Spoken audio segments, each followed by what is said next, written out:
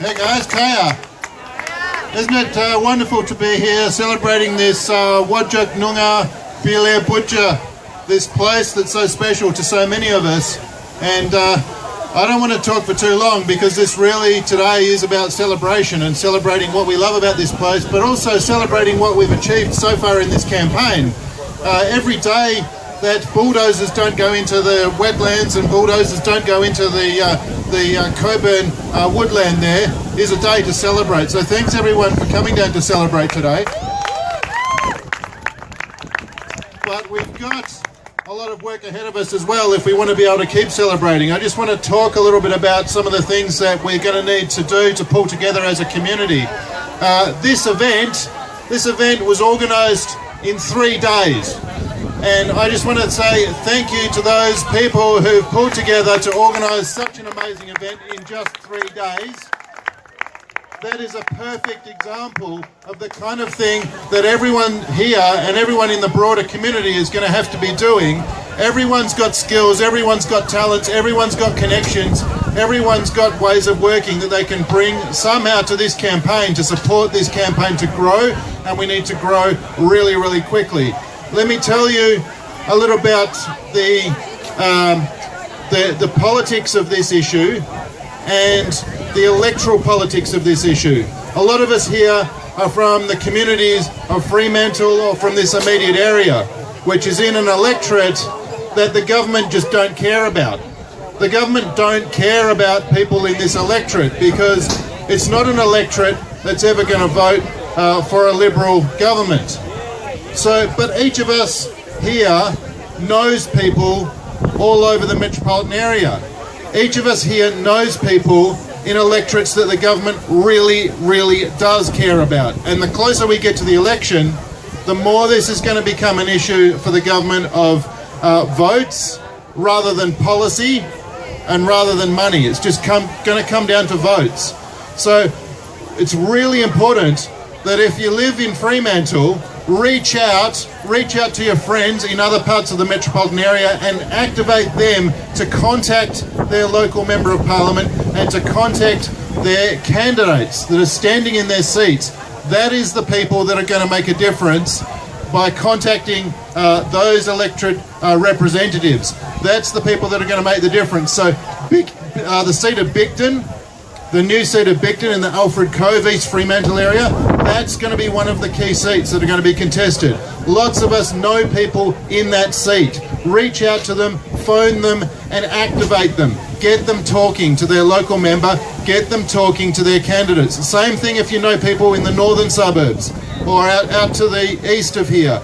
Get them talking to their local candidates. That's what's going to help win this campaign, as well as the beautiful diversity of people that are coming down to the wetlands themselves. Now, I just want to talk a little bit also about the ecology of this place. This thing I've got here is a Banksia cone. And our Banksia woodlands are such amazing, incredible places. Now this cone, you can look back in geological history, you can look at a 1,000,000-year-old fossil and it'll be exactly the same as this Banksia cone. That is how old and how ancient the ecology of this place is. Now most other parts of the world, most of the northern hemisphere, the ecological systems have been reset to zero many, many times by glacial periods. But we haven't had that in Australia. So we've got these ancient ecosystems that have evolved over millions of years. Now the Banksia woodland is one of those. And most of the Banksia woodland has been destroyed for Perth because the city that we live in exists in the habitat of the Banksia woodland. Now, since the approval, the disastrous approval to destroy this Banksia woodland here by the state EPA and the state minister, the Commonwealth government have actually recognised Banksia woodland as a federally listed threatened ecological community. That means that there's very, very little of it left. But that listing, unfortunately, has come just too late for the assessment of this disastrous road here. But the Banksia woodland is something that we need to look after and preserve and conserve because it's been here so long and the ecosystems are so intricate. The connectivity in those ecosystems are absolutely amazing, and that's what we need to actually demonstrate as a community when we're coming and fighting this issue. The resilience of these species that have been here for millions of years through different climates, through really, really tough conditions. That's what we need to be like as a community, the resilience as a community to hold together, to stop this disastrous project. The connectivity between those different parts of the ecosystem, the diversity. We hear a lot about biodiversity, but we need diversity as a community as well, because each and every person has got something to bring to this campaign and something to bring to this issue. And we need to be holding together as a web, as a food web, as an ecosystem, as a community, to support everybody, to bring their own unique thing to this campaign. I just wanted to also make mention of something to do with the crazy, insane planning sort of side of this project, right? So this project is to bring stuff, lots of stuff, in and out of the port of Fremantle. But what kind of stuff are we talking about here? Well, the majority of the stuff that comes in and out of the port of Fremantle comes from our agricultural regions. You wouldn't realise, but a huge amount of volume of containers that goes through this port is actually compressed hay. Hay that gets exported to China and other places from our agricultural regions. Why send it through the middle of our city? It's absolutely insane. The other things that go through there, of course, are livestock. Why send them through the middle of our city?